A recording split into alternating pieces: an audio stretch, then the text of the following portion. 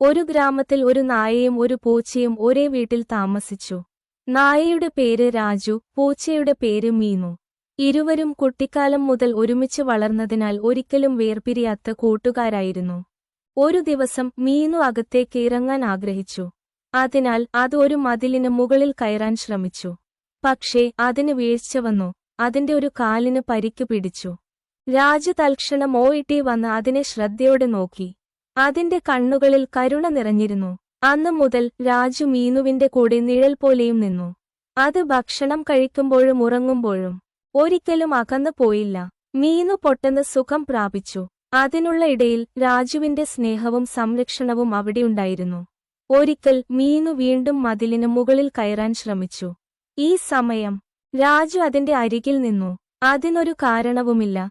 രാജു മീനുവിനെ ആകാംക്ഷയോടെ നോക്കി. മീനു വിജയകരമായി കയറി. അതിനുശേഷം രാജു സന്തോഷത്തോടെ അതിന്റെ വാൽ വീശി. ആ ദിനം മുതൽ അവർ തമ്മിലുള്ള ബന്ധം കൂടുതൽ ആഴമായിരുന്നു.